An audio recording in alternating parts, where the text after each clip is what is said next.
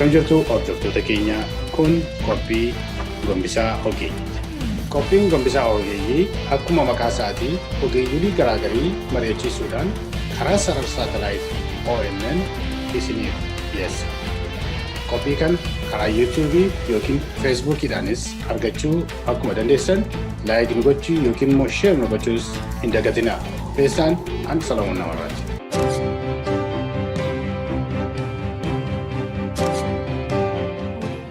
Daawwattoota keenya kuni Qophii Gombisaa Ogeeyyiiti. Akkasumas baga nagaan gara ONN dhuftan isiniin jenna. Guyyaa har'aa kana keessummoota nama sadii qabadhee dhiyaadheera. Ani immoo Salamoon Namarraati kan sagantaa kana isiniif qopheessu.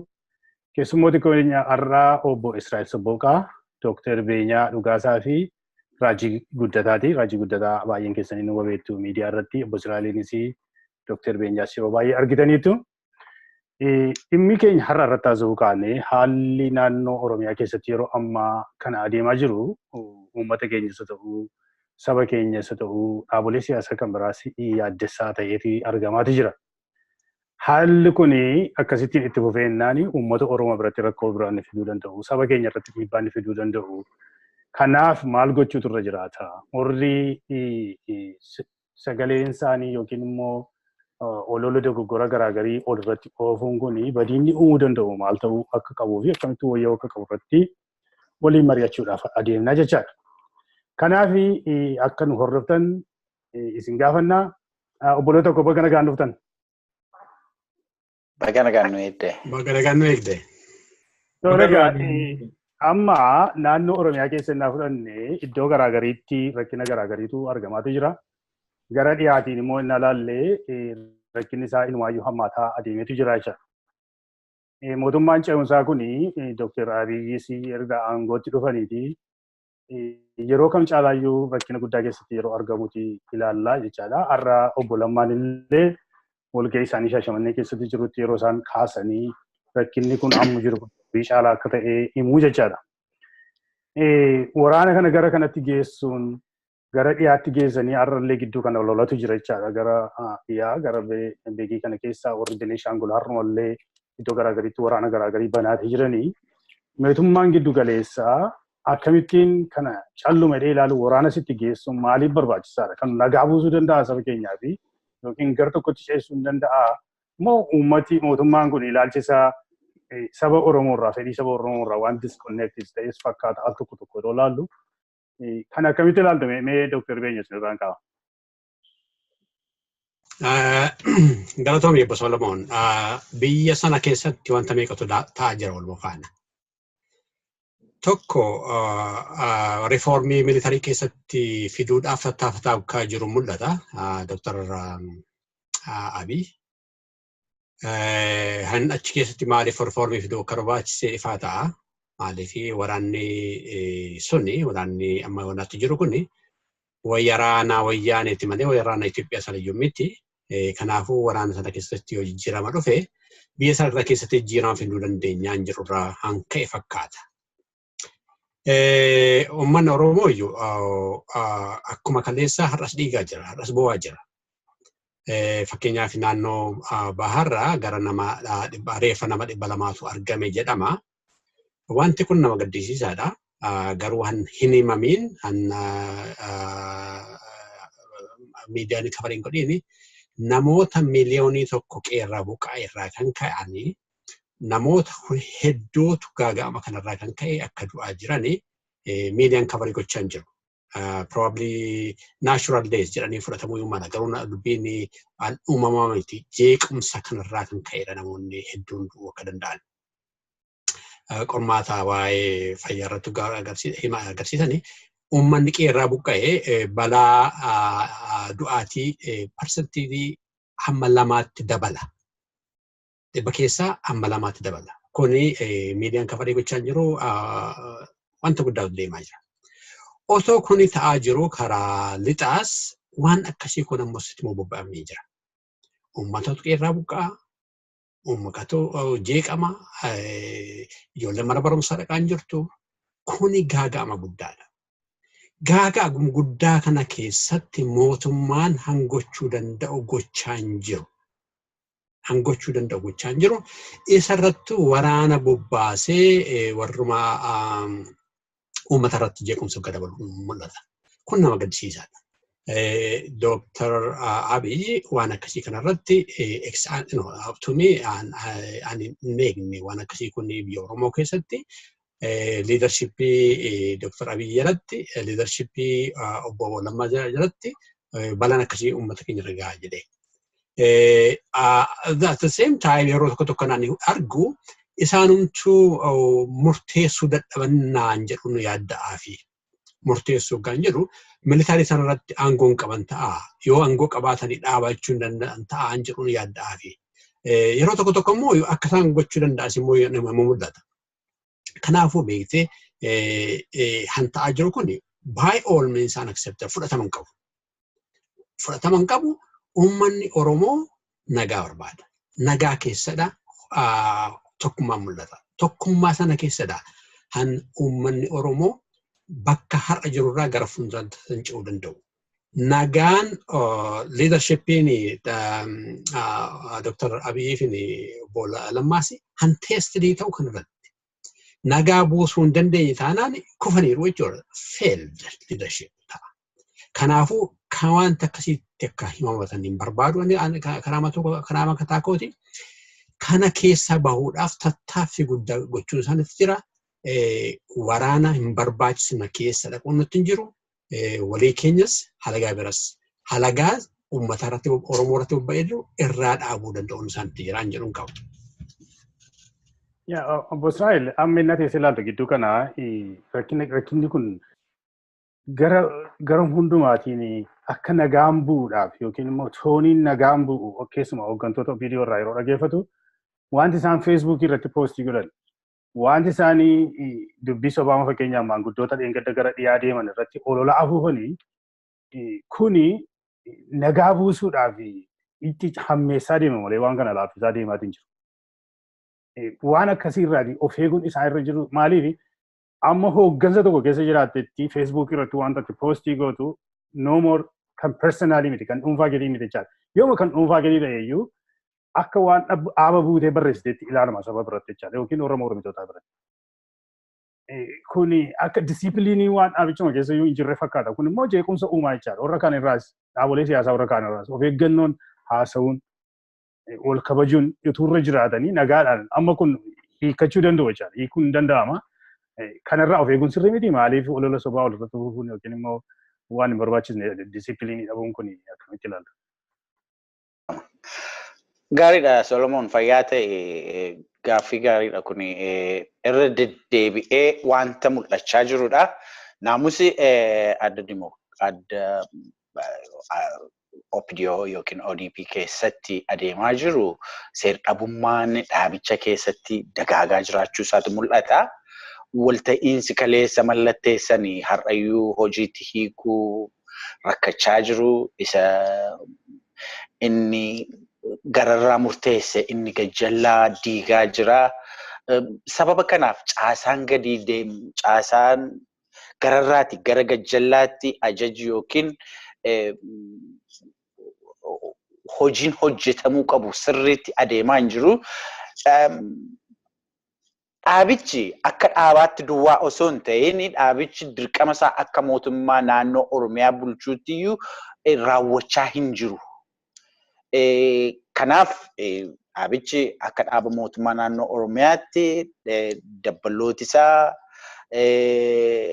wanti isaan odeessanii nama itti gaafatama hin qabne tokkorraati oduu darbee dhageessu fakkaata maleessaati nama mootummaa aangoo mootummaa irra jiru yookiin itti gaafatame mootummaa irra jiru irraati han dhagaamu hin fakkaatu. Faayidaa hin qabu. Uummata Oromoodhaaf kun faayidaa hin qabu. Dhaaba adda Dimokiraatawaa yookiin ODP faayidaa hin qabu. Maaliif wanti isaan dubbatan kun uummata biratti guyyaa guyyaatiin amantaa dhabaa deema yoo ta'eef gara fuulduraatti wanta isaan jedhan namni irraa fudhachuu wanta diduuf waliigala mootummaa sanarraati amantaa wanta dhabaa deemuu fi barbaachisaa mini. Ilaal waamicha mootummaa naannoo Oromiyaa akkasumas waamicha mootummaa biyyattiitiiniti qabsaa'oti yookiinis immoo dhaaboleen siyaasaa biyya alaa jiran biyya keessatti deebi'anii karaa nagaaf akka isaan qabsaa'an waamichi dhiyaateef. Ergi isaan dhufanii booddee dabballeen mootummaa biyya bulchu kanaa isa tokkoon budaa isa tokkoon qoricha budaa jedhee yoo bakka bakkatti ramadee isa tokko ofitti aansee isa tokko jibbee isa tokko as qabee isa tokko achi qabee adeema yoo ta'e tokkoffaan naamusi dhaabichaa ammam laaffachaa akka inni deeme lammaffaa immoo dhaabicha keessatti dhaaboleedhuma siyaasaa biyyattii kana keessatti karaa nagaa qabsaa'uudhaaf alaati ol seenan gidduu wal caalmaan akkaataa inni itti mul'atu tokkotti agarsiisaa jiru jechuudha. Kanaafiyyuu uummata biratti amantaa dhabaa deemuu, walii isaanii gidduutti amantaa dhabaa deemuu, wanti isaan jedhan kun namni akka qubna garaatti yookiin immoo akka haasaa yookiin akka haasaa mootummaa biraati uummataaf darbaa jirutti akka inni hin fudhanne gochuu danda'a.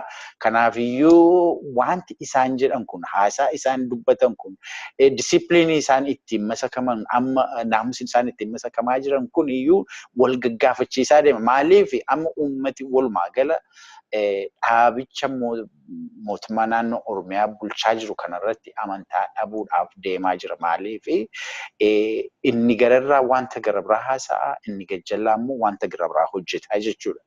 Kana jechuun immoo naamusi dhaabicha keessatti jiru laaffachaa deemuu isaati. Kun immoo balaansaa dhaaba biyya bulchaa jiru kana qofaaf osoo hin taane uummata Oromoo isaan bulchaa jiran kanaaf balaadha. Dhaabolee siyaasaa biyyattii keessa karaa nagaa sossoona jedhanii amantaatiin biyya keessa seenaniifis balaadha jechuudha. Maaliif yoo dhugaatiin wal amantaan hin jiru ta'e yoo naamusi biyyattii keessatti hin dagaagne karaa dimokiraatawaa ta'een sochii poolitikaa biyyattii keessatti karaa nagaa adeemsisuun dhaabolee siyaasaas haa ta'u uummata Oromoof rakkisaa ta'a jechuudha. Kanaafiyyuu haalli amma mul'achaa jiru laaffinni disipiliinii yookiin immoo naamusaa dhaabicha keessatti mul'achaa jiru balaansaa dhaaba ODP qofaaf osoo hin taane uummata Oromoo isaan bulchaa jiranii fi akkasumas immoo dhaabolee siyaasaa biyya Oromoo keessa sosso'aa jiran hunduma isaaniif wanta ta'eef dhaabichi kana of keessa deebi'ee ilaalee ofiisaa sirreessuun dirqama isaa ta'aa jedhanii lafa kaa'an. Galatoomi. Raajii ati keessumaa biyya deemtee dhufte haala biyyaa argiteetta.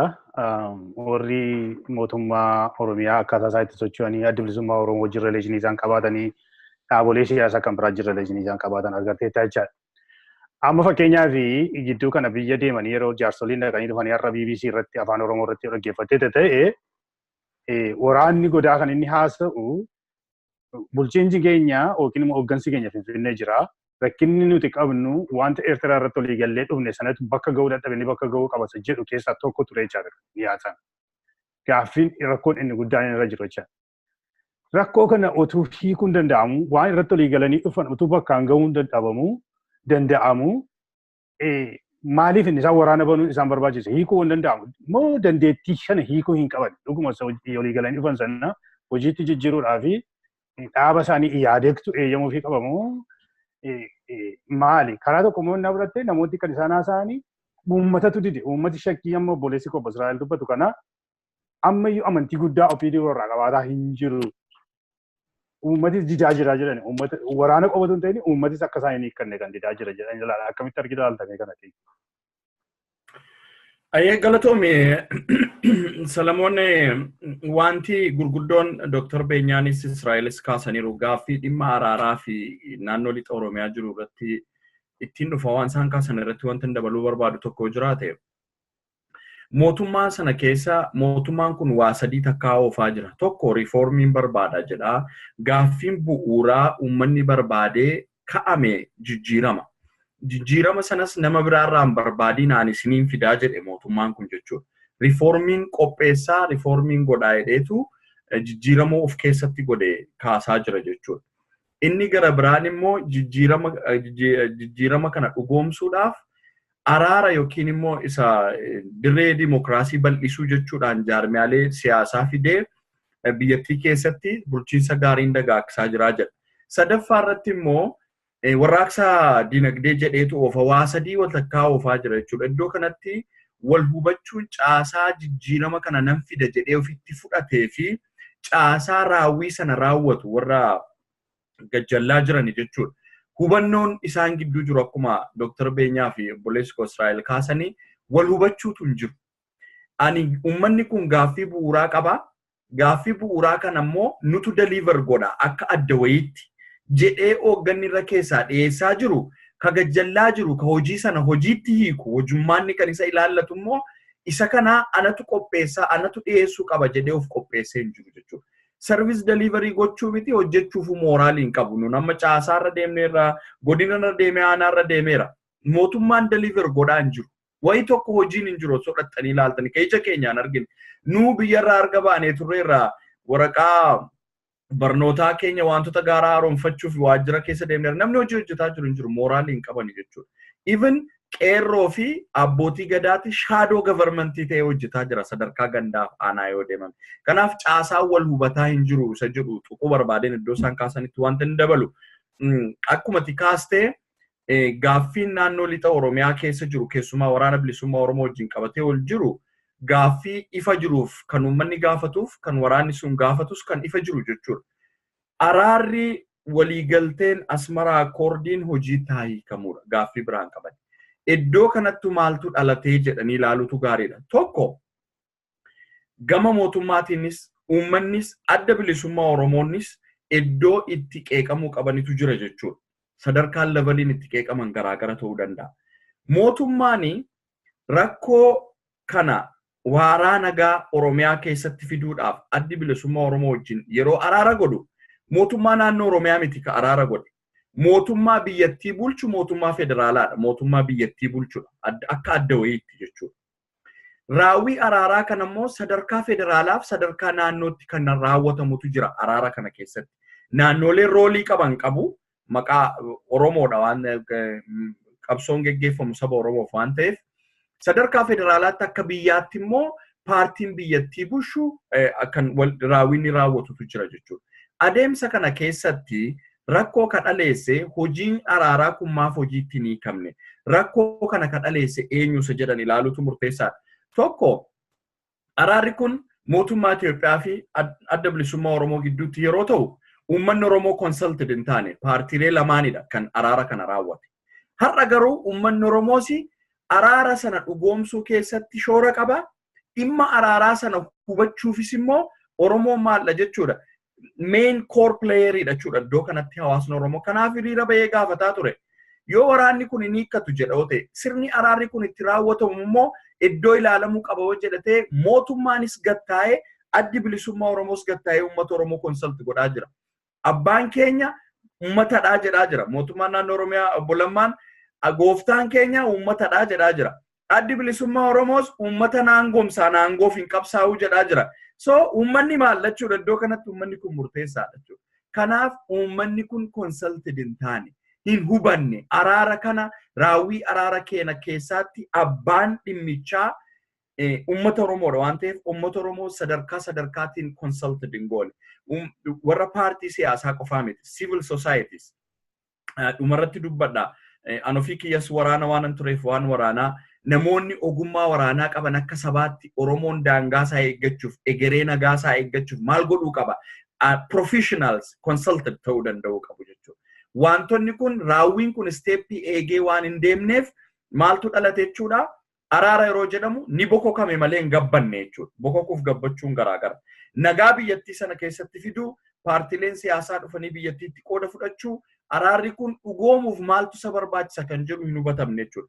Gama mootummaatiin mootummaan ofiisaas dorgomaadha. Paartiileen siyaasaa kun mootummaa kana wajjin dorgomuu deemu waan ta'eef dursee luka jalaa dha'uu barbaada. Fedhii kan argaa jirra mootummaa sanarraa jechuudha. Akka araarri kun hin dhugoomne sodaa eger dhufurratti jechuudha. Kana kan dhaleesse immoo maali? Tokko warreen aktivistoota ta'anii warreen immoo mootummaa sana gorsan maalitti ilaalaniiru araarri sun otoo hin ta'in levelii isaan itti dhaabbilee mormitootaa keessaa adda bilisummaa Oromootti madaalaniif yeroo dhugaan dhalatutti madaalame garaagara ta'e inni kun waaqaaf lafa ta'uun baay'ee isaan naasiseera. Simannaa jilli gaafa galu godhamu bakka bakkatti deeggarsa adda bilisummaa Oromoo argataa jiru kun sodaa itti uume jechuudha. Inni kun expectation isaanii duraan araara dura jiruu fi amma maaltu dhalachuu danda'a ka jedhurraa sodaan sunis dhalatee jira jechuudha. Gama kaaniin mootummaan kun akka araara kana abbummaatiinidha kan inni fudhateefitti geggeessaa jiru. Fertile environment create godhuu qaba. Dachaa qaba jechuudha. Mootummaan dirqama dachaa qaba jechuudha. Biyya bulchaa jira. Wanti hunduu harkasaa jira. Yeroo kanatti dhuguma araara barbaada yoo ta'e karaatiin akka mislamu Israa'el kaasan olola garaagaraa caasaa isaatiin gochuurra paartii siyaasaa adda bilisummaa Oromoo qofaa miti. Paartiilee warra kaanis dadhabsiisaa jiru. Namoonni baay'ee waa'ee abaa'oo qofa kaasu. No, waa'ee abaa'oo qofaa miti. Paartiilee galan keessaati hooggantoonni isaanii humna horatanii uummata isaanii dammaqsanii tarsiimoof akeeka siyaasaanii isaanii akka raawwanne eenyutu socho'eera. Warri OFC warri kaleessa akka garaa isaanii uummata wajjin kaampeen godhanii socho'aa turanii mootummaatiin dhorkamaa jiru jechuudha. Adda bilisummaa Oromoo qofaa miti. Warra kaan immoo mudamuu keessaa argan malee paartii sana keessaa namoonni mudaman paartiin sun du'aa jira jechuudha. Akka dhaaba siyaasaatti dhaabatee dorgomuu hin danda'u jechuudha.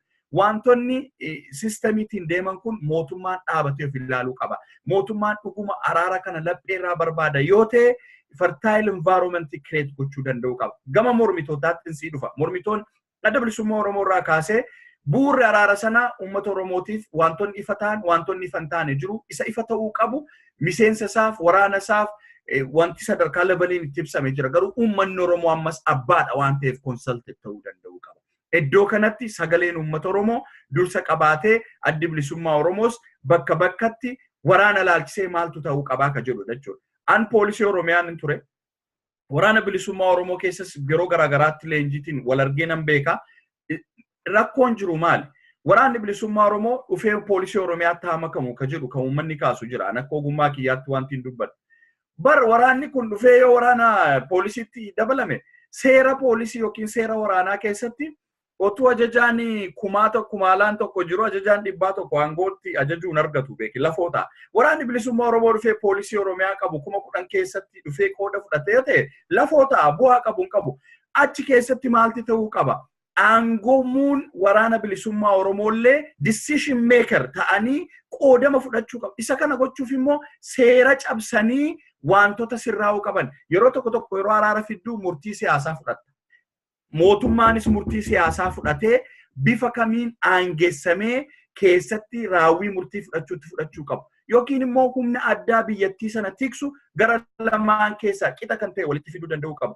Kunis sodaa qaba. Uummanni kanarraa ka'eetiin hiikkatanii kan inni jiru jechuudha. Inni kun ifatti mootummaan kanan qaba, imaammata kanan qaba, haala kanaan kana godha jedhee uummata wajjin mari'achuu danda'uu qaba. Addi bilisummaa Oromoo iddoo kanatti luus godhuu hin qabu. Waraana isaa dhaqee poolisiitti yoo dabale poolisii keessatti ajajamtoota ta'anii yoo mootummaa sanaan geggeeffamu ta'e uummanni Oromoos addi bilisummaa Oromoos dantaatti argatu hin qabu jechuudha. Wantoonni kun kallattiitiin ilaalamuu danda'uu qabu yuuti kan iddoo sanatti sodaan jiraate uummanni hiikkachuu hin qabu jedhee ka'u kaan obbo Israa'el Tuqeeraa akka tasaa ta'ee namoota qaamaan beennus jira naannoo sanas turre waan ta'eef waraanni bilisummaa Oromoo caasaa gadii wajjin iddoo deeggarsa barbaadutti caasaa mootummaarraa deeggarsa argataa geejjiba godhaa fi warri mootummaa geggeessan milishooti immoo dhimma nageenyaa irratti dhimma daangaa irratti waraana bilisummaa Oromoo wajjin konsalt wal godhaa yeroo hojjetan ija keenyaan argineerra jechuudha gad buune rakkoon achi jira miti rakkoon sodaa araarri kun yoo dhugoome aangoof akka warri OPDO aangoodhaaf akka isaan deemaa jiran mul'isa jechuudha sodaan jiru isa kana irratti amma waan hin jedhu danda'u consulted godhamee qaamni hundumtuu yoo godhe araarri sun ni dhugooma araarri sun hojiirra ooluuf dhiisuu immoo uummanni Oromoo inumaayyuu silaa maalti ta'uuti itti ture beektaa Obbo Salamoon dhimma hidhannoo hiiksisuu waraana Oromoo intigiriit gochuu humna addaa ijaaruu ka ta'uu qabu silaa the third party namni commissioned ta'ee civil society irraa abbootii gadaarraa namoota ogummaa qabanirraa bakka lamaa walitti dhufee opereeshiniin kun akka araarri kun dhugoomuu isaayyuu raawwii kana kan raawwatu gochuu qaba. Koree lamaan gama lamaan ijaarreerraa wal wajjin hojjetaa jirraa jedhama. Koreen kun vootii wal qixa qabaatee fedhii garaagaraa qaba yoo ta'e rakkoodha. Namoota fedhii garaagaraa hin qabne warra independent ta'an dhimma kana raawwachiisuu irratti itti ijaaruutti itti ta'e. Mootummaan federaalaaf mootummaan naannoleerree kana gidduutti ga'ee isaanii wal keessa dhuubuutu jira jechuudha. Mootummaan federaalaa ittisa biyyaatiin disarmaamentii ajajaa, mootummaan naannoo immoo araara buusnaa caasaa keenyaan mariisisna jedha. Isaan wal dubbatan. Tiki isaanii immoo soban taane dabarsaa jechuudha. Amma wanti qabatamaan ani beeku tokko. Bulchaa aanaa Jimmaa Horroo ajjeesuufidha waraanni bilisummaa Oromoo dafaa nu qaqqabsiisaa jedhaniitu asoosaarraa birgeedii tokko itti geessu jechuudha. Waraanni bilisummaa Oromoo garuu guyyaa bulchaa kana waliin haasa'anii dhimma nageenyaa naannoo sana jiru irratti wal qunnamtii qabaachuu isaanii mee ilaali. Tikni isaanii as taa'ee odeessanii dabarsu. Waliyyuun dubbisanii qaamni raawwii kana raawwatu mootummaa keessaas kiriilli Gammadaadhaa Mahammadiidha Huseenidha jedhamee kiriilli taa'ee dhaaba kana keessaas akkasitti taa'ee itti gaafatamummaa accountability kan qabu adeemsa waan hin qabneefi araarri kun laaqqataa ta'e jechuudha.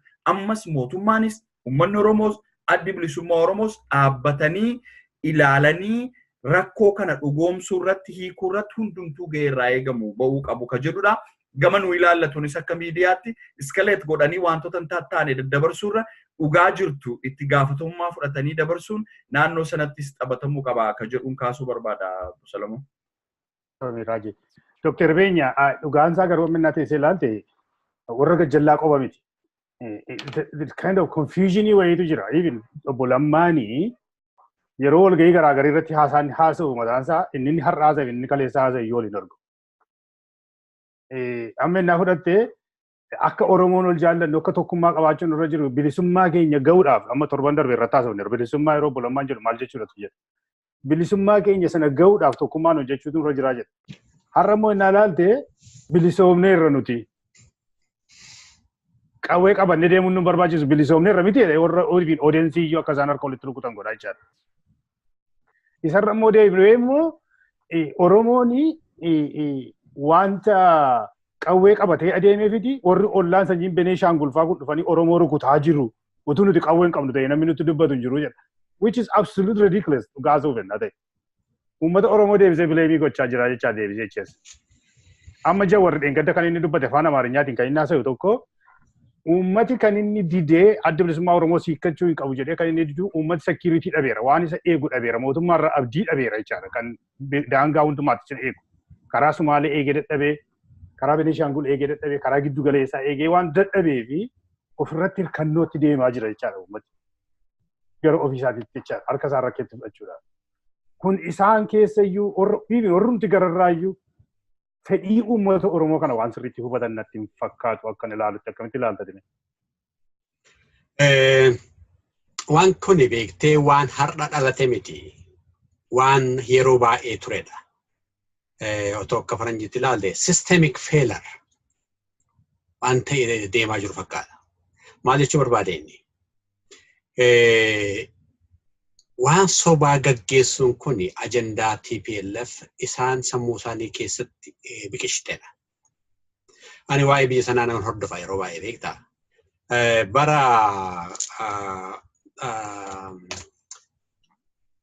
2007 intala tokko Naqamteetti ajjeesanii Amalwarq Buliyyan jedhamtu. Amalwarq Buliyyi kana ajjeesanii ijoollee hiriira baasee turretu kaasee ajjeesaniiti. Maal jedhanii riippoortii godhu intalli kun dhukkubsattee duutee jedhanii riippoortii godhan. Isaan kana jedhan qofaa miti. Haadhaaf abbaa dhukkubsattee duutee kan jedhaatii himaa jedhanii taasisan. VOA irratti intalli godhu. Iskool daayirektara innis akka intalli kun dhukkubsattee akka duute godhanii himan. Amboo irratti gurbaa biyyansaa dhibbaa gurbaa jedhamu reebanii kalee isaa rukutanii gaafa kaan Finfinneetti waggaa dhaqee du'u.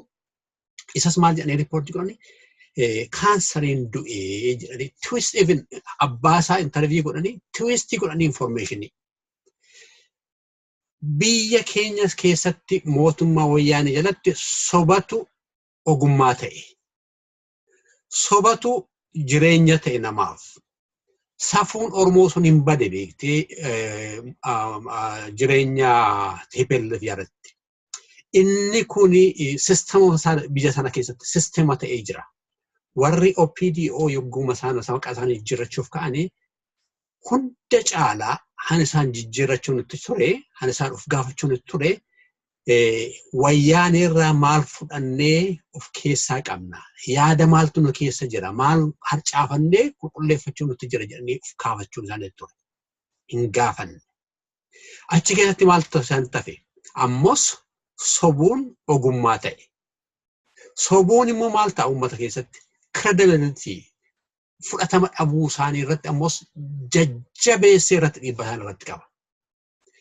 Warri OPDO han isaan tattaafachuun isaanitti jiru amma uummata keessatti han isaan fudhachiisuu danda'u sobanii asiif dhahuu otoo hin taane dhugaatiin dogoggorreerra.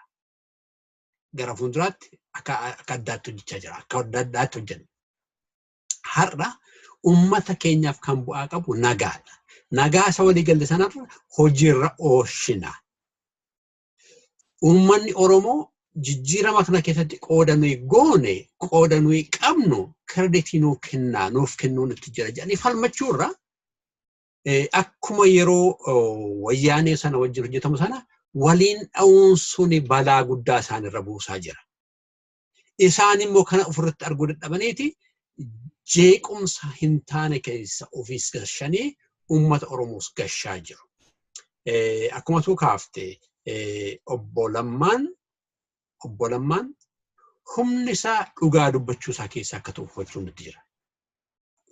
Warra isaa dogoggorsuu yaalu information hin taane asiif achi daddabarsu qulqulleeffachuu danda'u nutti jira.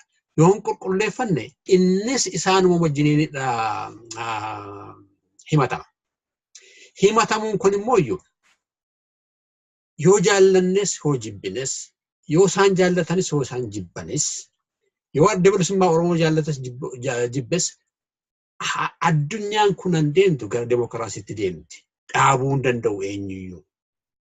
Hamma dhaabuu hin dandeenyetti dhugaatti dubbatanii, dhugaatti hubatanii, dhugaatti uummatatti hubachiisanii gara fuulduraatti deemuu malee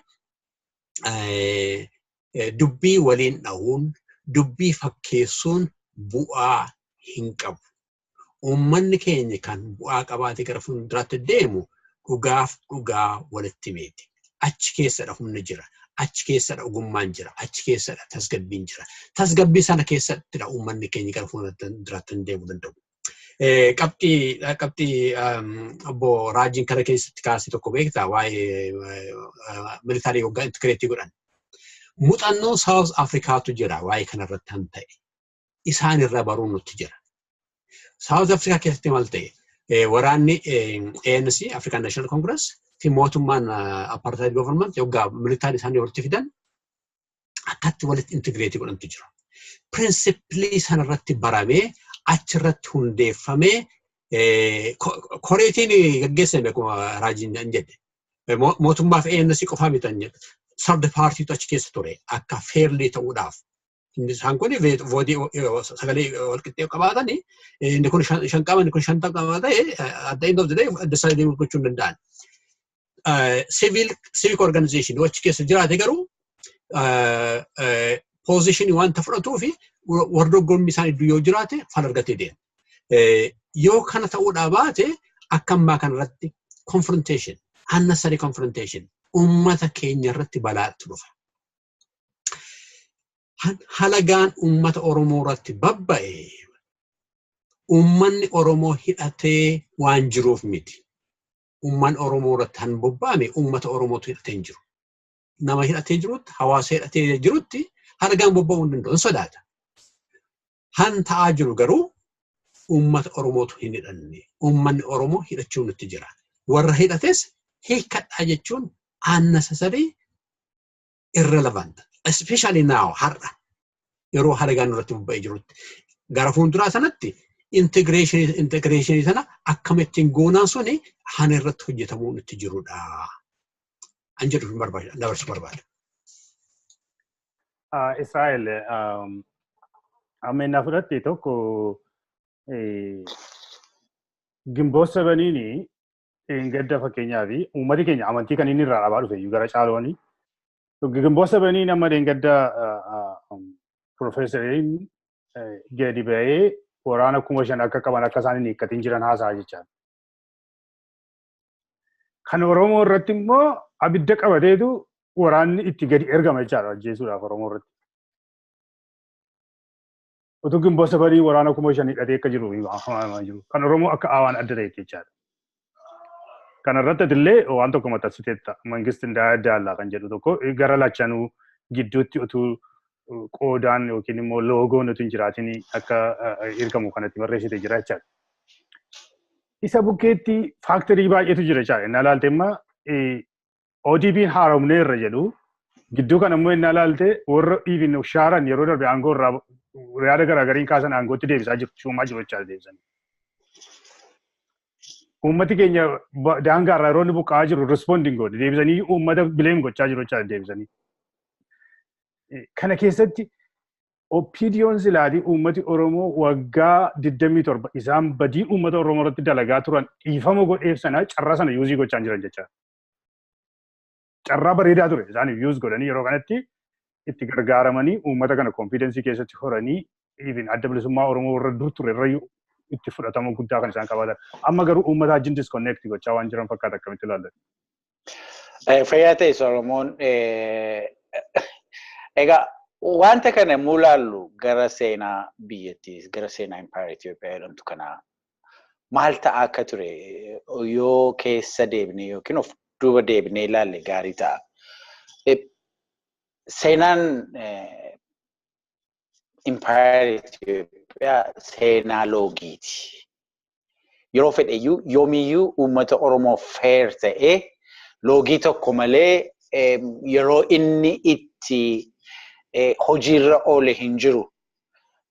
Yoo ilaalte G7 yookiin Arbeenyoch Gimboota Sabaatti waraana 5,000 akka qabu yeroo adda addaatti dubbateera. Isaan kana keessaati kan hiikkate biyya seene waraana 150 qofaatu Eertiraatti gara Gondar seene.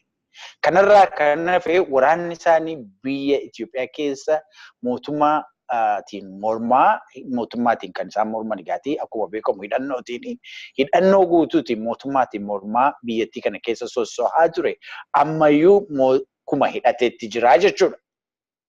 Haa ta'uuti Arbeenyoch Gimboota Sabaatti kan inni biyya keessa seene karaa nagaa qabsoosaa adeemsisuuf addi bilisummaa Oromoos karaa nagaa qabsoosaa adeemsisuuf Ogaden Liberation Front karaa nagaa qabsoosaa adeemsisuuf. Garuu yommuu ilaaltu addi bilisummaa Oromoo hidhattoota isaa laga jiran hiikkachiisuudhaaf akkaataa isaan itti dirree dimokiraasii keessatti qooda fudhatan karaa nagaa jireenya isaanii gara fuulduraatti akka isaan itti waan ta'an irratti yookiinis immoo poolisiis haa ta'u wanta gara biraa akkaataa isaan hidhannoo isaanii hiikkatanii itti uummata keessatti karaa nagaa sosso'an ituun hojjechaa jiruuti. Isa sana ituu hin ta'in kan amma dhumaatti irra deddeebi'ee miidiyaan biyyattii kanaa dabballeen biyya kanaa kan isaan irratti olola bal'inaan adeemsisaa jiran adda bilisummaa Oromoo qofaadha. Maaliif? Akkuma siin jedhe sababa gara biraa hin qabu. Seenaan Empire Itoophiyaa seenaa loogii irratti hundaa'edha. Waraanni Arbeenyoch Gimboota Sabaatti egaati hidhannoo isaa guutuu waliin biyya keessa sosso'aa jira. Abaawoon akka hiikkatu warri gaafatan Gimboota Sabaatti akka inni hidhannaa hiikkatu hin gaafanne G7 akkuma abaawoo karaa nagaa sosso'uudhaaf itti biyya seene G7 akkuma abaawoo hidhannoo hiikkachuuf waadaa seene biyya seene karaa mootummaa maaliifiti dabballooti mootummaa biyya kanaa waa'ee Gimboota Sabaatti maaliif hin dubbanne? Miidiyaan Empire kana keessa jiran sanyiin istaatifaa yookiin immoo faanaa televezyiinaa ta'u yookiin immoo ETV, EBS maaliifiti waa'ee isaa hin dubbanne? Maaliifiti focal point wanti halleensaa wanti ololli jiru hundumtuu gara tokkotti focus ta'e.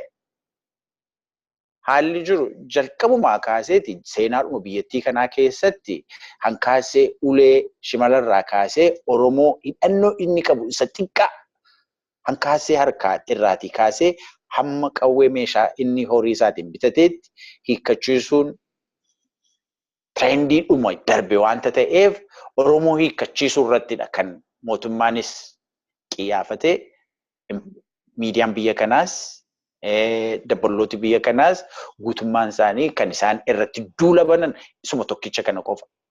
Wanti isaa wanta adda bilisummaa Oromoo ta'eef miti. Wanti isaa wanta Oromoo ta'eef. Wanti jiru amma ilaali yoo argiteetta ta'e Oromoon hidhannaan qabu Somaaleerraa buqqa'a. Oromoon hin hidhannee karaa Baalee, karaa Arsii, karaa Baalee, karaa Booranaa, karaa Wallagga Lixaa, karaa Daangaa Beenishangul, karaa hundumaa Oromootu buqqa'a. Sababi tokko illee hin jiru. Oromoo humna dhabsiisu, Oromoo hiikkachiisu, Oromoo rukuttaaf yookiin immoo balaaf saaxilanii dhiisuudha.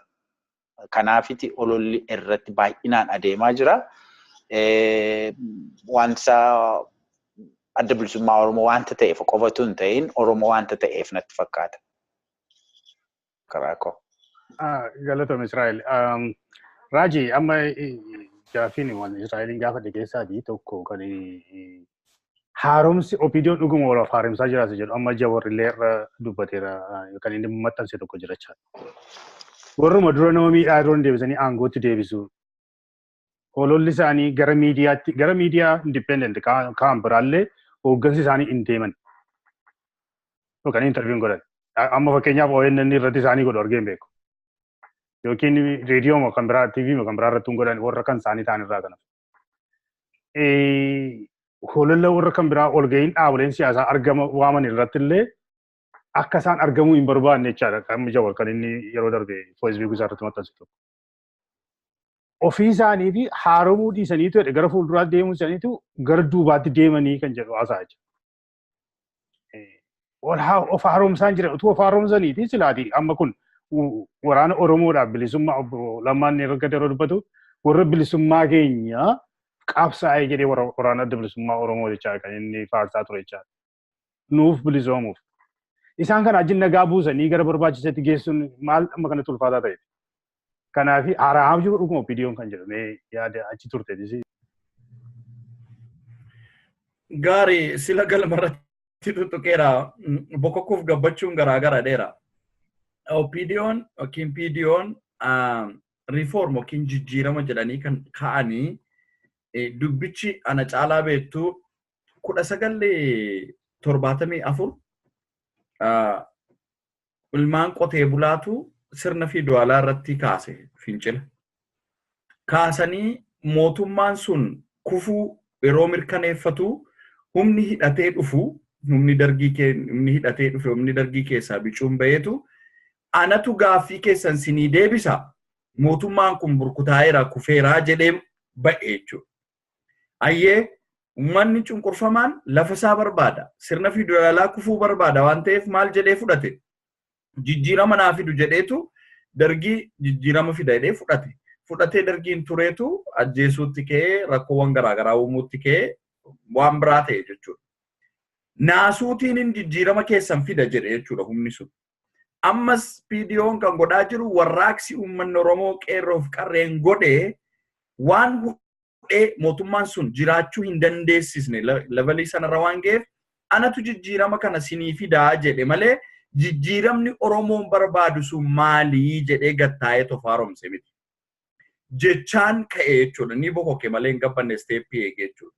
Kanaaf riifoormiin kun dhaadannoo fuuldura ittiin kaardii kennanii deemanidha malee bu'uura irraati. Amma namni tokko gaafa yoo gabaa deemu gaabii adii bareedaa isaarra keessatti uffatee keessi isaa immoo xurooftuu kan bifti seeyyuu hin beekamne waan dirrittoo wayii tokko yoo uffate namicha kana qulqulluudha jechuu hin dandeessu. Irrumaa gaabii uffate waan adii malee.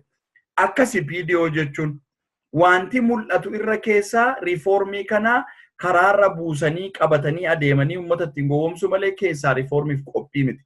Maaltu si jechisiisaa naan jedhe. Tokko amma yeroo na gaafatu tuxxeetta tokko fakkeenyaaf amma namoota kaabinee haaraa walgahii Jimmaa booda viidiyoon godhee booda kaabinoota haaraa ijoollee dargaggeessa jedhanii mattakaakaatti jedhanii ijaaraniiru.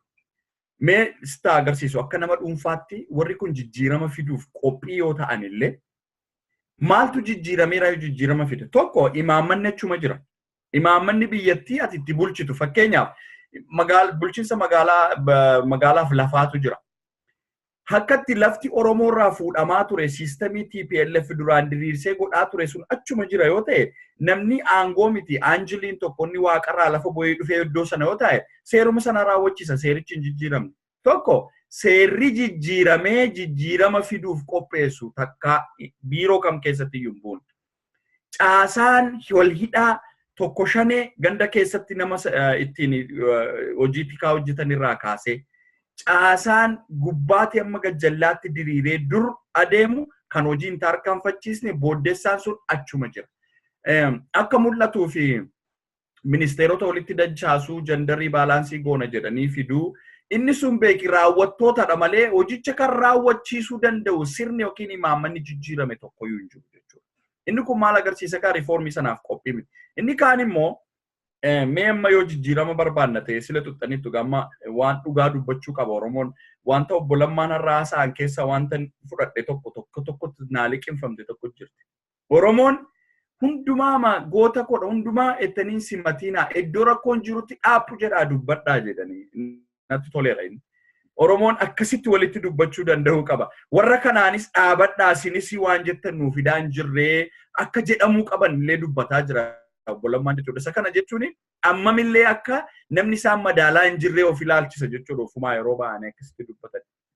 Amma sirna isaanii keessa jijjiirama barbaadutu ta'e maaliif kasabbata isaaniirraa warri keenya kaffalanii gibira kaffalanii miindaan kaffalamuuf itti gaafatamtooti daarekteeronni itti gaafatamtooti kaabinee saba himaalee hawaasummaarra ba'anii uummata Oromoo kan araarsu miti kan walitti diinomsu maaf dubbatu maaf barreessu. Miidiyaa isaaniitti ati tuxxeetta namoonni baay'ee ONN irratti dhiyaatanii dhaabbileen mormitootaa dheengadda ibsa kennaa turan. Dhaabbileen mormitootaa ABO dabalatee ODF'n dabaladhu KFO dabaladhu ABO tokkome dabaladhu hundumti isaanii dhiyaatanii miidiyaa isaaniitti ibsanii kennu. Mee gaaf tokko mootummaan dhiyaatee miidiyaa har'ata ansaanii kan hin taanetti guyyaanni tokko ibsa kennee jira hin jiru jechuudha. Otu jijjiirama barbaadu ta'ee gad ba'anii chaalenjir ta'u jechuudha miidiyaa warra kaaniin illee. Ofuma keessatti deebi'aniiti kan deemaa jiran. Sabbata keenyarraa warri keenya muranii kennanii fi sa'aatii hojiitti saba himaalee hawaasummaarra ta'anii uummata Oromoo arrabsu jechuudha. Yeroo kana ilaaltu kanneen gara biraa amma waraana biyyattii keessatti iddoo tikaatti bakkawwan TPLF keessa aangoon baalaansii hin turre iddoowwan hin tuqamne baay'eetu jira. Iddoo kana keessatti utuu riifoormii barbaadama ta'e warra riifoormii dhiyeessuu danda'u aangoomsu jechuudha. Hojii siyaasaaf jecha mul'achuuf jecha qofa hojiilee hojjetaman nama manaa akkas gooneerra jedhanii wantooti kaka'an jiru jechuudha. Inni kun hojii siyaasaaf qofa malee gad keessatti jijjiirama dhaleessuu miti ofii jijjiirama fiduufiyyuu qophii miti jechuudha keessa isaaniitti. Mallattoolee garaagaraa sila kaasaniiru Dr. Beenyaan tokko amma dhaabbilee mormitootaa waan siyaasaa babal'isna jedhanii waamaniiru. Walqixa tiriitif ta'uu qabu mormitoonni hundi isaanii. Kaan akka abbaa dhasheetti ofitti qabanii, kaan akka mucaa guddifateetti achi qabanii. Kun maal agarsiisa? Araara miti. Mootummaan sun yoo riifoormiif qophaa'aadha ta'e aangoo kennee kan namarraa fudhatu ta'uu hin qabu. Let them be like isaanumtuu mootummaanti sun yoo araara barbaadan nagaan biyyattiitti barbaadamoo ta'e mootummaa ce'umsaa ijaaranii isaanis dorgomtoota ta'uu qabu akka mormitoota. Period ba'anii jechuudha.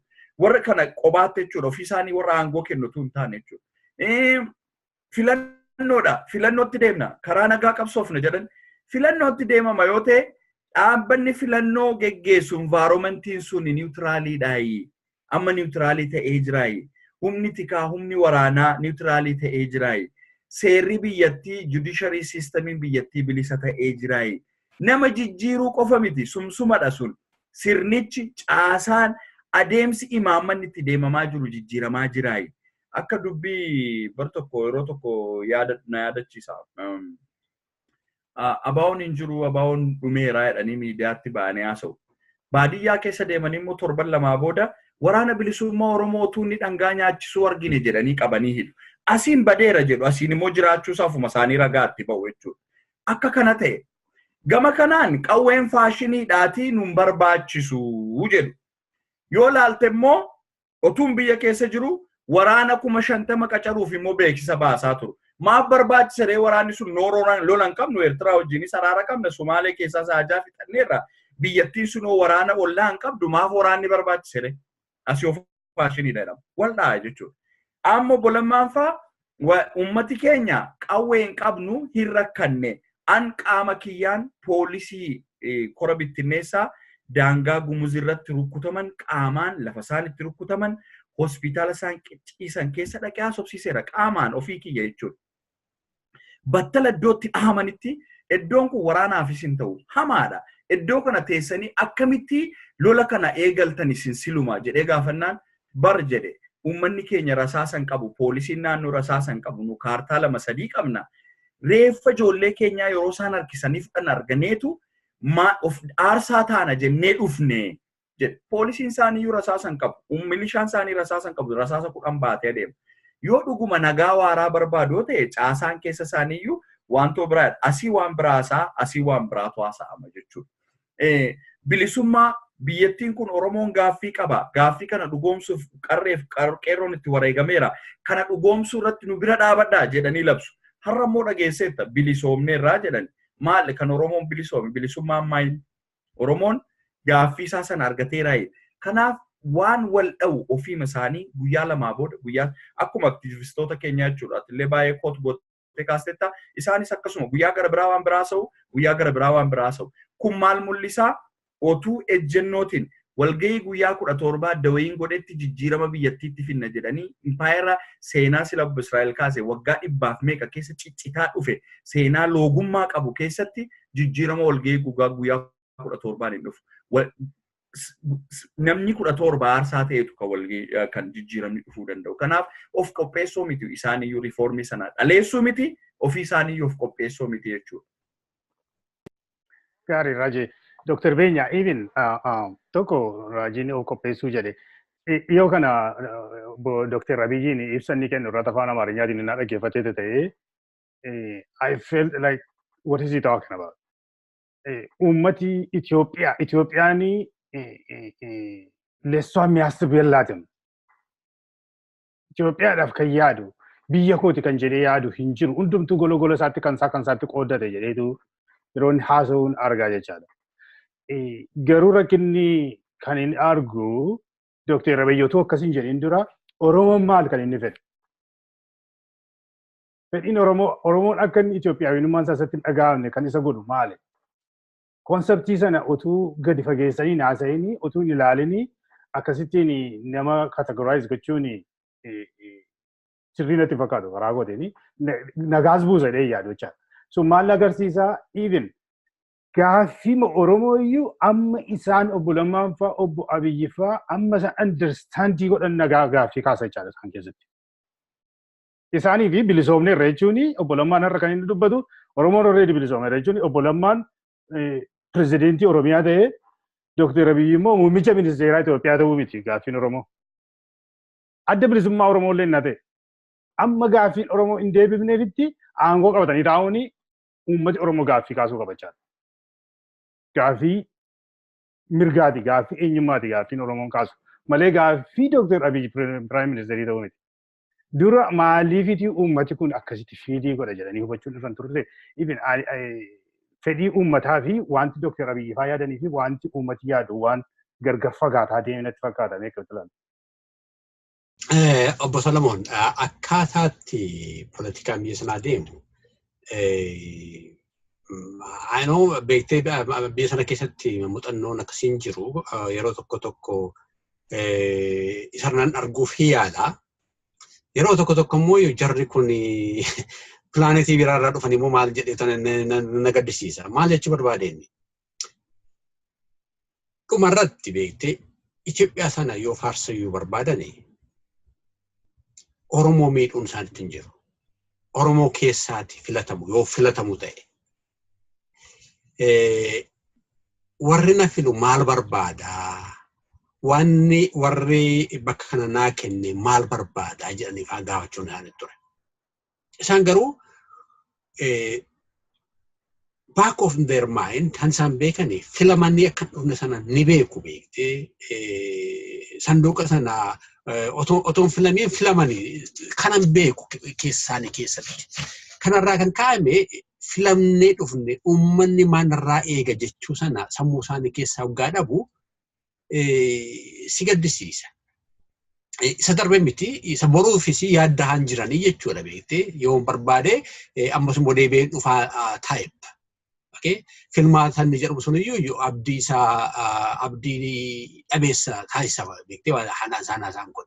Maaliif yoo at all uummata Oromootu na filuu danda'a.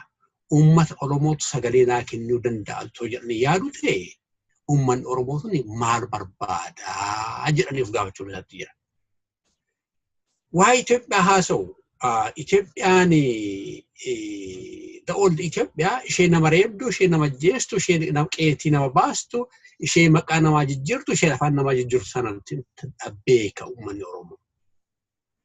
Yoo barbaade ofiisaa isaa fi barbaade gooteettii fi haa taatu ani hin beeku. Anaan Oromoo baay'eedhaa fi Itoophiyaan sun ishee kana fakkaattu. Yoo barbaachisaadha ta'e Itoophiyaa ishee haaraa. Itoophiyaa bakkee mirgina namaatti kabajamu. Bakkeetti adda addummaan namaa kabaja qabaatu. Ishee ijaaruu sanaaf hawwiin qabaa jedhanii haasa'anii anaanuu namoota Oromoo baay'eeyyuu tarree isaanii irratti akka bobbaasu nama taasisa. Itoophiyaa ishee gaafa darbee sanaa, Itoophiyaa ishee harma namaa murte sanaa, Itoophiyaa ishee miila namaa cirte sanaa, Itoophiyaa ishee harka namaa cirte sanaa waggaa isaan faarsanii jarri kun maal ta'anii itti si gaafachiisa beektee. Kanaafuu yoggaa jarri sun kana faarsanii otoo akka biyya dimookiraasii jirutti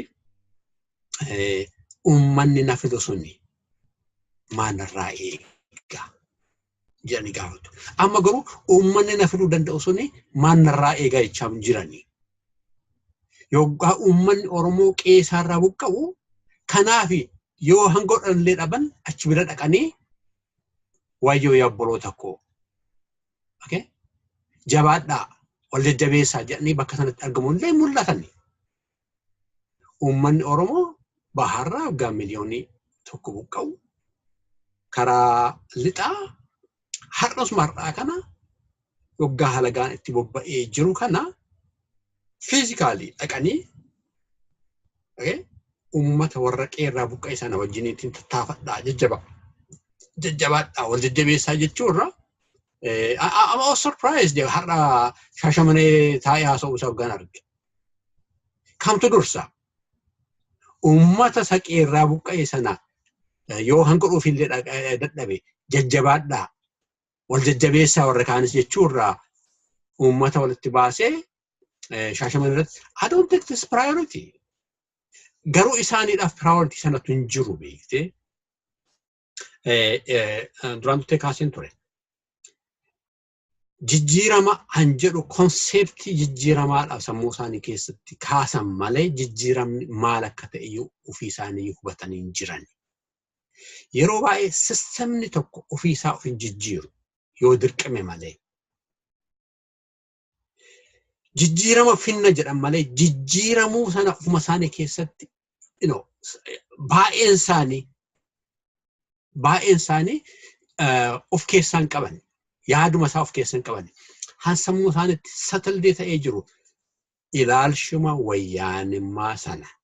Wayyaanummaa sana achi barbaarii wayyaanummaa sana xoolwaallummaa sanatu deeply rooted in their mind. That's very sad. Generally akka Oromootti garaa qulqulluutiin. Hamma kana deemeen ture kana booddee nan dadhabe. Yaa uummata koo na gargaaraa. Yaa uummata koo faranuu barbaada. Genuine politics, Oromo politics ta'uun kana kan ture. Ta'uu dhiiseeti xawalwaallummaa sana isa wayyaanummaa sanatu domineetii gochaa jira. Haasoo isaanii keessa, gocha isaanii keessa. Sooshaal miidiyaa isaanii akkuma isin kaaftan. Hanuma yeroo darbe akkaataatti qinijjitiin diigan sana paartii Oromoo National Congress Dr. Marraatiin gaggeessamu sana isa Dr. Marraa harkaa fuudhanii nama biraaf kennan sana istiraatejii sana yoggaa san dhimma ba'uuf tattaafatan yoggaa argitu jarri kun bakkuma kaleessa jiru moo akka nutti mana jijjiiramaniiru jettee si gaafachiisa. Kanaaf gabaabaatuman jechuu barbaade jijjiiramni arrabaan miti sammuu keessaa ka'a, onnee keessaa ka'a. Onnee keessaa jijjiiramni amma jirratti, sammuu keessaa amma jijjiiramni jirratti dubbiin dubbii fakkeessuuti malee reel jijjiiramaa miti. Uummanni Oromoo jijjiirama isa dhugaa sana fiduudhaaf jijjiiramni suni warra opiidoodhaafis bu'aa qaba, uummata Oromoof bu'aa qaba, hundumaaf bu'aa qaba. Jijjiirama san yoo dhufe malee jijjiirama qalbii sun yoo dhufe malee maqaa jijjiirrachuun sun eessa yoo isaan hin geessu, eessa uummata Oromoo hin geessisu. Kanaafuu jijjiirama dhugaan sun akka dhufuudhaaf dhiibbaa gochuun nutti jira. Especially warri civic organization, warri abbaa gadaa wanta kana taa'anii ilaaluun isaanitti hin jiru. Warri ODP, warri doesn't matter for that matter. Political organization hundumtu taa'ee waa'ee Oromoo irratti warri nagasha jedhan hundumtu taa'ee jijjiirama kanaadhaaf karaatti deemuu danda'u taa'ee akka baafatu malee yeroo ammaa kana ODP irratti taa'anii ilaaluun yeroo fi gubuun itti fakkaata. Yoggaa uummanni Oromoo buqqee jiru kanatti yoggaa isaanii dhimmaniin agarsiisan waan agarsiifneef kun keessa isaanii keessa hanjiruudha nutti agarsiisaa jechuu barbaadetanii. Galatoon. Galatoon egaa Dr. Beenyaa Israa'el obboleessi koo Raajiin sila kaase tokko obbo Lammaan har'a yeroo dubbatu uummati keenya dhaabbadhaa nuun jechuu turti jira. Dogoggora keenya nutti himuututti jira. Kanarraan ol qabannee deemnaa kan jedhudha kan inni haasa'u jechaadha. Uummati kootti maa waan jiru natti fakkaatan akka inni argaa jirutti. Yeroo isaan waraana dhiyatti bobbaasanii uummati hiriiratti ba'uun waraanni bilisummaa Oromoo hiikkachuu hin qabu jechuun ijoollee yuunivarsiitii ba'uun uummati bahaaf kaabaaf kibbaaf giddu galeessaati bahaaf lixaaf ba'uun kana caalaa akkam isaanitti hima. Amma isaanii tokko wanta inni baay'ee surprise na godhe tokkotu baajetii mootummaan Oromiyaa baasee hojiirra oolchuudhaaf hin danda'amne iddoo tokkotti miseensi geggeeffamaa hin jiru naannoo Oromiyaa keessatti jedha. Well, yeroo haasaan isaa sun akka ofii kooti hubadhutti akkan seensii godhutti wanti sun akka hojiirra hin goonee fi namoota kan biraa bileem waan gocha externalize gochaa jira jechaadha rakkoo sana. Ofii isaa irratti rifilee gochuutti jiru. Wanta irraa hubadhu wanta uummati dubbatu wanta namooti bira haasa'an hundumtuu wanta obbo Lammaaf yookiin immoo OPDO'n irra deemuu qabudha waliin siyaasaas malee isaan ijji negotiate gochuu barbaadaa hin jiran jechaadha akka ilaalutti. Akkamitti ilaaltamee kana dhaabbataa yeroo ofii isaaniiti. Fayyaa ta'e Solomoon. Gaaffii keetti ituun hin darbin dura gaaffii keessaa tokkotu sammuu koo keessa waan hin ta'e. Gaaffii Oromoo deebisuudhaaf dandeettii itti qabu hoseeti jette tokko sammuu koo keessatti hafiste beektaa. ODP'n ituu dhimmeeti, ituu itti dhimmeeti. Eeyyee hin danda'a ture gaaffii Oromoo deebisuudhaaf. Ituu itti dhimmeeti ofiisaa of dadhabsiise maleessaati. Gaaffii Oromoodhaaf deebii ta'uu hin danda'a ture. Fakkeenyaaf gaaffiin Oromoo maalidha? Gaaffiin Oromoo aangoo siyaasaa qabsoon waggaa hammaan adeemsifame kun qabsoo ofumaa miti bara. qabsoon politikaa tokko kan inni ta'u aangoo siyaasaa qabachuudhaaf. Dr. Abiy fi obbo Lammaan Oromootamii aangoo siyaasaa qabachuun isaanii kan inni gaaffii Oromoof deebii ta'uu danda'u otuu Dr. Lammaa fi Dr. Abiy fi obbo Lammaan gaaffii Oromoodhaaf aangoo qabatan kanaan deebii ta'uu danda'aniiti. Sigalee akkasiga. Oromoon maal gaafachaa ture bartee Oromoon tokkummaa gaafachaa ture. Sadarkaa amma Dr. Abiy fi obbo Lammaan irra jiranitti tokkummaa Oromoo kan isaan ijaaruu danda'an amma yoo hin taane yoo amma tokkummaa Oromoo ijaaruu hin dandeenye tokkummaa Oromoo isaantu diigaa jira jechuudha. Maaliif amma aangoo qabu, aangoo siyaasaa qabu, aangoo siyaasaa qaban sanaaf gaaffii Oromoof deebii ta'uu danda'u. Yoo gaaffii Oromoof deebii ta'an qabsoo bara dheeraa Oromoon godheen jarri kun aangootti ba'an Oromoon aangoo qabateera jenna. Kanaafiyyuu aangoorra taa'uun isaanii gaaffii Oromoof yoo deebii ta'an qofa bara. Gaaffii tokkummaa Oromoo, gaaffii Oromoo tokkoomsuu yookiin dhaabolee siyaasaa Oromiyaa keessa jiran uummata Oromoo isa gargar faca'ee gargar fagaatee jiru kan tokkummaa dhimmoota tokkummaa Oromoo diigan hunduma isaanii keessaati socho'anii baasanii Oromoo tokkummaa Oromoo ijaaruu yoo danda'anii fi gaaffii Oromoof deebii kennaniiru jennaan. Karaa biraatiin mootummaan Dr. Abiy yookiin mootummaan naannoo Oromiyaa wanta Oromoon barbaadu tokko gaaffiin Oromoon inni guddaan tokko gaaffii nageenya Oromoo tiksuu utuu tahee jiru mootummaan kullachuu mootummaan federaalaas or mootummaan naannoo Oromiyaas yoo nageenya Oromoo tiksuudhaaf dandeettii hin qabaanne gaaffii Oromoof deebii kennaniiru jechuu hin dandeenyu. Gaaffiin Oromoo gaaffii nageenyaa wanta ta'eef.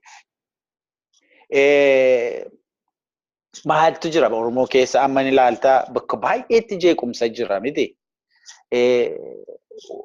Karaan cufamaa jira. Nageenyi Oromoo boora'aa jira. Oromoon qe'eerraa buqqa'aa jira.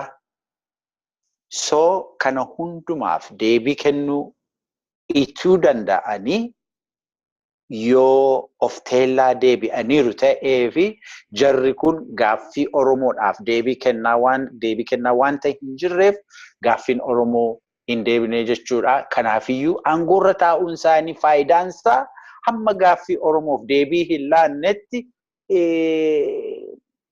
baay'ee itti gammaduu hin dandeenyu jechuudha.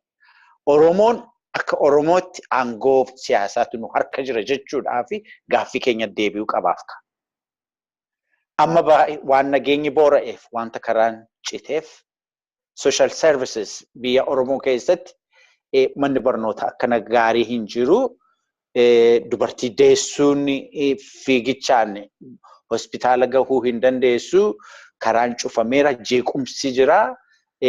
Ijoolleen mana barnootaa nagaan seentee ba'uu hin dandeessu. Qotee bulaan qonnaa isaarraa ari'atamee, qe'ee isaarraa ari'atamee baqatee jira. Kanaafiyyuu gaaffii Oromoof deebii kennuu wanta hin dandeenyeef ammallee aangoorra taa'uun isaanii faayidaan isaa maali isa jedhuuf deebiin isaa ammayyuu mamiitiini jechuudha. Ilaaligaa kanaafiti dinagdeen Oromoo baay'inaan guddachaa hin jiru. Amma haala amma keessa jirru kanatti garmalee dinagdeen manca'aa jira. Guddinni hin jiru. Investmentiin biyya Oromiyaa keessatti tatta'aa jiran ammallee akka gaariitti akka kanaan duraatti hojiirra oolaa hin jirani yookiin industiriin biyya Oromoo keessa jiru gaati hoteeluma baay'inaan beektaa. Innumtillee hotel bakka baay'eetti cufaadha. Bakka baay'eetti magaalaa keessa gabaan illee akka garaasee yaatee namuu soogidda bitatee dhufu galuudhaaf dandeettii hin qabu. Maaliif geejjibatu hin jiru, tiraanspoortiin hin jiru, jireenyi mi'aayeraa jechuudha. Nageenyi boora'aa jiraa jechuudha. Walii galagaati. Uummatichi biyyattii sana keessatti wabii nageenyaa ittiin jiraachuudhaaf, ba'ee galuudhaaf, adeemuudhaaf wabii jireenyaa barbaada. Kanaafiyyuu gaaffii Oromoodhaaf amma deebii hin deebisnetti jirru kuni aangoorra taa'uun isaanii faayidaan isaa baay'ee mul'achaa hin jiru siin jechuufan jedhe. Galatoomii Israa'el. Raajii gara xumuraatti dhiyaachaa dhuunfa irraa mee gaaffii amma Israa'eliin gaafadhe kanarratti jabeessitee yaada kee inti dabaltu yoo jiraate ani amma externalize gochuun rakkoo jiru ilaa isa sana jettee isa sanatti quba qabuun of ilaaluu dhiisanii reflect gochaa jiran jechaadha viidiyoon ofii isaanii keessatti. Ofii isaaniitti deebi'anii ofii isaanii jijjiirama jechuurraa kan hafe afaan jijjiirama afaanii malee reflect gochaa jiran jechaadha gaaffii Oromoodhaa fi nama biraatti quba qabuun misoomii sababa inni hin taanee fi isaan sana rakkina fide. Rakkinni isuma duraayyuu wayya ture hojiin Oromoodhaaf yeroo jedhu so who is at fault? Isaanuma miti bulchiinsoo isaanii kan akkamitti ilaallame? Gaarii Israa'el wantoota bu'uura ta'anii kaaseera. Amma rakkoon jirtu maali? Akkuma Dr. Beenyaan sila jedhani. Jijjiirama kanatu isa kam isa jedhutu adda ba'amee sirriitti hin beekamu. Namni tokko wayi tokko sii gochuuf wanta ati barbaaddu sana bu'uurarraa beekuu danda'uu qaba. Isa godhu ati barbaaddu sana immoo akkamiin dhugoomsuu danda'a jedhu qaba. Mootummaan amma aangoo qabatee jiru akkuma sila siin jedhe takki akka dorgomtoota akka mormitootaatti of ilaala. Takki akka mootummaa filatameetti of ilaala. Takki immoo akkuma sareefuu dhalatee riifoormii fiduu jijjiirama fiduutti of ilaala jechuudha. Iddoo dhaabbatu sanayyuu beeku. Maalirraa kaanee akkas jenna tokko waraabessa guyyaa waraabessa galgalaa jedhaniitu dhaabbilee mormitoota Oromoo ta'anii Geetaachoo Asaffaafaatti aansaniitu maal Geetaachoo Asaffaafa wajjin kan hojjetaa ture isaani ka TPLF wajjin hojjetaa ture OPDOdha. Wayi warra OPDO lolaa turtee fi kan OPDO waliin turte isa kamtu firameetti siqe. Haruma yoo leenjiin jiru ni re. Mee warri walitti heerumee jiru. Amma yoo akka dawayitti walitti heerumanii jiru. Atuu namni walitti heerumee mana tokko keessa jiruume maaliif isa kaanitti maxxansu? Eessarraa kaane nu maali jedhanii of ilaalaa hin jiran. Yoo mootummaan akkatti amma baajetaati waan baajetaa waan hojjetta. Hojiin hin jiru ani ija kiyyaa waan argeen sitti hima. Aanaa ganda godinarra hin jiru hojii waan tokkoyyuu jechuudha. Baajennis hin jiru, namni hojii hojjetus hin jiru. Caasaan kun kan eenyuuti? Caasaan kun kan isaaniiti beeki. Yeroo garii akka mormitootaatti of ilaalu. Eenyuun TPLFin diinomsanii akka adda wayiitti immoo mootummaa waloo qabu walitti jechuudha. Yoo dhuguma TPLFin diinomsanii isaan mormitoota ta'e maaf adda wayii keessaan ba'an? Yoo PDO'n mirga Oromoofiin qabsaa'aa ammalleeni ani sadarkaa TPLF waliin rakkoo kaleessaa keessa hin jiru yoo jedhe maaf adda wayii keeyaan ba'u? Kan gara biraan immoo akka mootummaa uummataatti of ilaalu sila siin kaaseera waan 74 mootummaan kun jijjiirama fiduun duratti namatti quba qabuun duratti mootummaa uummataatii ani edee of ilaaluu danda'uu qaba. Akka waan mootummaa uummataa ta'etti dhaabbilee mormitootaa hoosii kenna. Haasaa Dr. Abiy jedhan tokko argitanii ta'e ambaashaaf maal nyaataa simanne jedhanii jecha gad bu'aa dubbatan tokko jira. Isaan uummataan filatamaniitu mormitoota warra kaaniin uummanni akka hin barbaanneetti godhanii ilaaluutu jira jechuudha. Kanaaf ofii isaanii dura eessarraa kaane nu eessa jirraa of ilaaluu danda'uu qaba mootummaan kun. Achiiti maal godhuu qabaa? Kan nu fide qabsoof gaaffii uummata Oromoo yoo ta'e uummanni Oromoo maal barbaada? Tokko lama sadii. Honestiinsa Dr. Beenyaan sila jedhan. Gaaffii uummata Oromoo dhugoomsuuf akka mootummaatitti nuni maal godhuu qabna? Maalis humnatti qabna? Humna hin qabne haasa'u yeroo baay'ee. Wamma dhiyeenya kana meetek keessaati namoota qabne jeneraalota hojiirraa ariire. Jeneraalonni kun amma asitti amma isaan ga'u ga'eetu ofii isaanii warra gadhiisuu barbaadedha. Lubbuu baduun barbaadu. Kaleessa waan qabu iyyuu lola waraanni isaanii. Har'a garuu waan barbaade mana kan qabu isaa, kan konkolaataa qabu isaa, ijoolleen isaanii biyya alaatti baratu maaliif gatii baasa? Keessaa fiiguu barbaada. Waan qabu qaba. Inni kun gaaffii na gadhiisaa jeneraalonni 160 ofii isaanii gaafatanii gadhiisuu fedhani.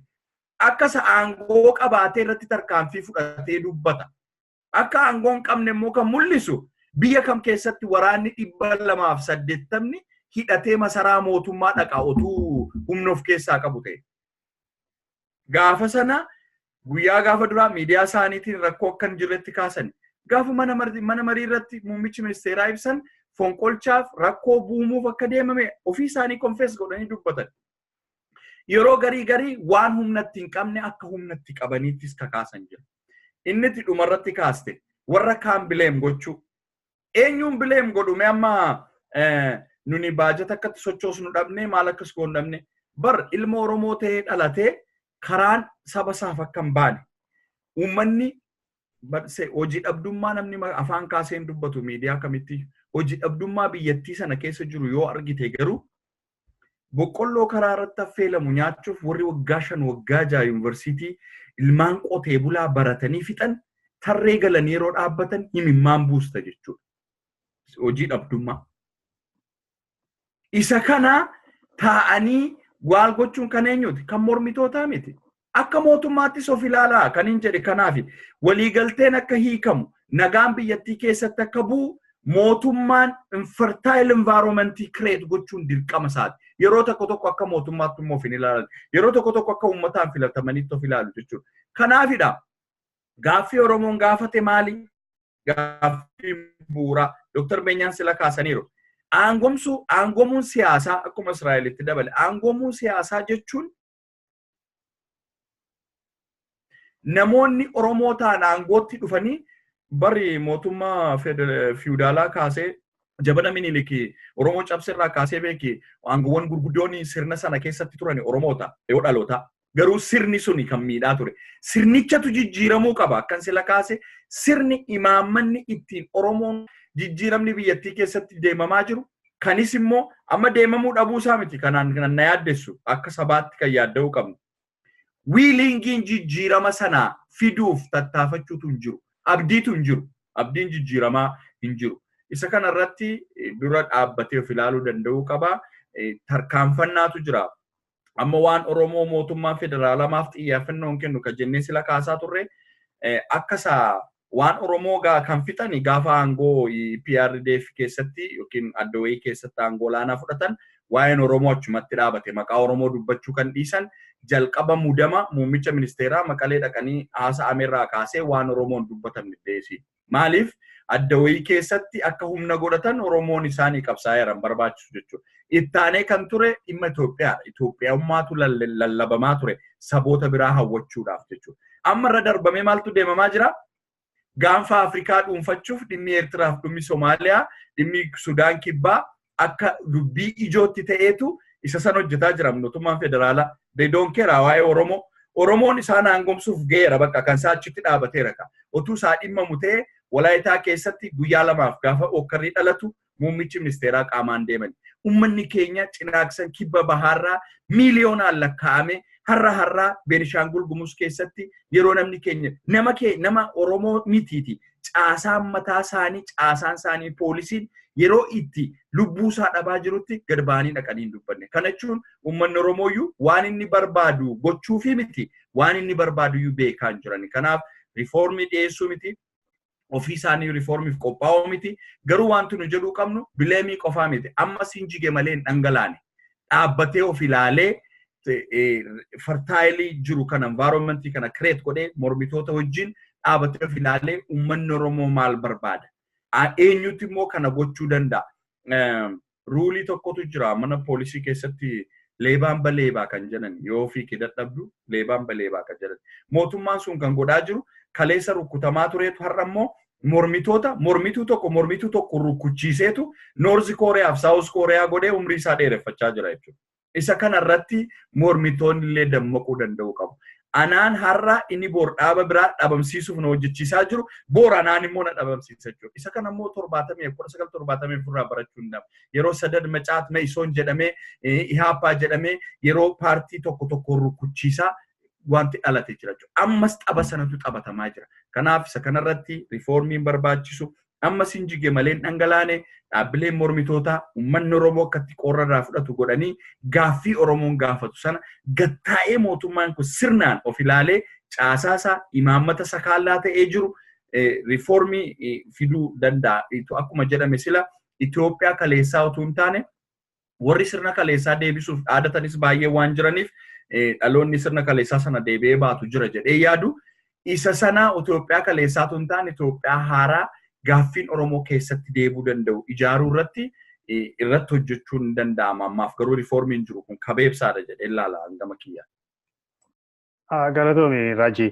Dooktar Beenya Gaasoo jechuun isa xumuraan hagootaa walitti qabdee gaaffii tokkoon itti dabala. Isammaa kanatti dabaliitii rakkoo jiru eksternaalaayiz gochuu of ilaaluu dhiisanii isa jedhu sanatti amma naannoo dhiya Oromiyaatti ennaa fudhattee gidduu kana Naqqamtetti koreen bittinneessituu jedhanii ijoolleen lamaa sadan tokko du'aniiru.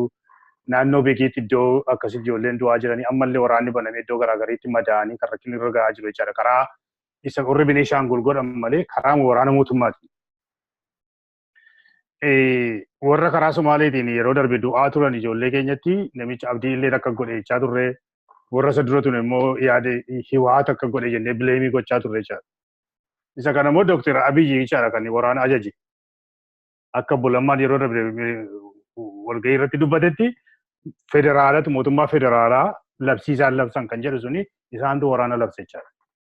Ijoollee warra du'aa jiran kanaafi akkuma warri kaan itti gaafatamu sana Dooktar Abiyyi itti gaafatamuu qaba moo baay'ee itti gaafatamu warra militariin ajjeesaa jiran kanatti. Obbo Salamoon yeroo baay'ee harrakkataa turre tokkotu jira yeroo TPLF nama ajjeeftu gaa himachaa baane. Maa rakkinni kenni maal ture seete beektaa? Uummanni Oromoo population isaa hamma kana ta'a. Warra uummata xiqqoo kanatu gargaarsa isin kennitanii fi ni organized godhanii uummata keenya cabsaa jiru, reebaa jiru, ajjeesaa jiru jenneetti. Isaan persentii 5 yookiin 6 maleen ta'anii isin persentii 50 taatu kana ni godhu jettanii nutti himattu rakkinni isin bira jira nuun jedhu turan. Amma isa jalaa baane se'aan ture beektaa. Isa jalaa baane amma himannuun qabnu. Han gaggeessaa jiru Dr. Abiy Prime Minister Itoophiyaati. Obbo Lammaan immoo iyyuu pirezidaantii Oromiyaati. Kanaa booddee wanti kun hin dhaabbata. Ani himannuun qabnu jechaan ture sammuu koo keessatti. Amma maalaa jennu han jennu wallaalle. Han jennu nu wallaashisanii jarri kun lamaan. Uummanni Oromoo miliyoonii tokko qeesaarraa yoggaa buqqaa'u abdii illeeti jennee Ogaadeen mootummaa Ogaadeen sana himanne. Namtichi sunuu harkina qabaa jedhanii okee ta'e. Har'a moo maalaa jennu? Beenishaangul keessaa amma kanatu buqqa'e. Jarri irratti abdataa jirre atleast yaadaan illee hawwiidhaan illee achi dhaqanii uummata wal jabee akka isaan wal jajjabeessan illee gochaa hin jirani. Kana qofaa miti. Qeerroo falmisiisee isaanumaanu aangootti baasee har'a isaanumaan ajjeesaa jiru. Nama gaddisiisa. Itti gaafatamaa fudhatanii nan dogoggore. Wanti kun itti fufuun ittiin jiru. Jechuurraa nama biraatti quba qabuu yaalu. Maal jechuudha beektaa kun? Borus waan nama kanaa kanatti ittiin fufaa jechuudha. Nama biraatu bileemdee wanta ta'aa jiruuf. Otoo iyyuu dogoggora ta'uusaa otoo fudhatanii boruu irra wanta kana hin godhan jettee fudhachuu dandeessa. Amma garuu wanta ta'aa jiru ana miti bakka biraatti quba qabu. Namni itti gaafatama isaa hin fudhanne, dhaabni itti gaafatama isaa hin fudhanne dogoggora keessaan baru. Dogoggora har'a godhe kas boorsi ni godha. Namni dogoggora har'a ta'etti itti gaafatama isaa fudhatu garuu yookiin immoo dhaabni itti gaafatama isaa fudhatu garuu isa boruu irratti dogoggora sana balleessuudhaaf tattaaffata godha. Dhala namaa keessatti waa'ee naannoo public health naannoo eegumsa fayyaa keessatti mootummaan uummata yoo bileemii godhe badaa guddaadha, badii guddaadha. Amma yeroo darbe tokko warri Mallas Zeenaawii waa'ee HIV irratti himaa tokko ture. HIV AIDS babal'achuudhaaf dubartoonni sagaagalummaa bal'isuu isaanii irraati kan ka'ee jedhee himata. Isaan dubartoota bileemii godha beektaa. Haala isaanii sagaagalummaa sanatti geesse sana adreesii gochuu dhabuu isaa dhiisuu irraa kan ka'e. Ammoo isaan ta'aa jiru nama biraatti quba qabaachuun itti gaafatamaa sana fudhachuu diduu irraa kan ka'edha. Kun inni yaaddessuu nutti jira. Deeply nu yaaddessuu nutti jira. Dr. Abiy, President Lammaani seenaa hojjechuu dandeessu. Seenaa hojjedhaa. Ani isaaniif dabarsuu barbaadu. Seenaan hojjechuu dandeessan gootu seenaa hojjechuu dandeessani nama himattaniiti miti. Nama biraatu na xaxee na kuffise jechaniiti miti. Han dirqama isinirraa jiru. Seenaan dirqama isinii kennitetu jira. Isatti dhimma bahaa. Ummata Oromoo iddoo tokkummaan akka jiraatu irratti hojjedha. Bakka hin dandeenyetti nan dadhabe yaa ummata koo na gargaaraa. Gara fuulduraatti ka ceenuudhaaf fala nuu barbaada jettanii himachuu danda'uutti jira. Kana ta'uu dhiisee isa tokko komachaa lubbuun ala Oromoo tokko du'uun tokko hidhamuun tokko rakkachuun seenaa keessatti sin gaafachiisa. Seenaa keessatti hin gaafachiisa. Dhalli namaa ni darba han dhaabatee hafu hin jiru. Garuu han isin yaaddoon isinitti jiru seenaan akkamitti na yaadata. Seenaan akkamitti yaadata. Uummanni Oromoo seenaa keessatti maannaan jedha boruu isa yaaddoon isinitti jira. Har'a haxxummaa wayyaaneerraa fudhatamee tokkotu jira. Haxxummaa wayyaanee siniif hin ta'u. Haxxummaan wayyaanee hin taane isiniif hin ta'u. Genuine politics, Oromoo politics ta'uun itti jira. Ani isin gaggeessuun itti jiru. Akka Oromootti yaaddanii, akka Oromootti hojjettanii uummata keenya gara fuulduraatti deemsuus malee hanna soba achi barbaarummaatiin siniif hin ta'u. Kun seenaa keessatti hin gaafachiisa. Seenaa hojjedhaatii darbaa. Uummata Oromoo nagaasaa tiksaa. Uummata Oromoo jeequmsa keessa akka hin galle hangochuun sinitti jiru hundumaa godhaa. Bu'aa politikaa dhaaba keessaniif argachuudhaaf jecha uummata Oromoo hin jeeqinaa. Jeequmsa siniif si bu'aan qabu uummata Oromoof bu'aan qabu. Kana jechuun barbaada. Galatooma obbo Israa'el, Dr. Beenyaa, obbo Raajii waamicha keenya dhageessanii dhuftanii fi baay'ee galatooma yaada gaggaarii bu'uura qabu gorsa garaagariidhaa fi rakkoo siyaasa Oromoo keessa jiru amma baaftanii buuftanii karaa isinitti fakkaateen saba keenyaaf kan dhiyeessitaniif hedduun isin galateeffatan jira. Egaa daawwattoota keenya qophiin keenya har'aa asuma irratti xumurama. Kun qophii Gombisaa Ogeeyyiitii karaa ONN kan isin darbu kan qopheessee isiniif dhiyeesse an Solomoon Namarraati. Akkasumas warri siyaasa garaagarii keessatanii dhaaboleen siyaasa garaagarii mootummaanis obbo Lammaan Faasii, obbo Abiyyi Faasii, Dr. Abiyyi Faasii dhaamsa keenya dhiyeessanii akkasiin saba keenya wajjin dhaabatan rakkoo uummata keenya akkasiin dhaggeeffattan abdii qabna. Har'aaf kan warri xumurraa an Solomoon Namarraati. Nagaa mul'ata.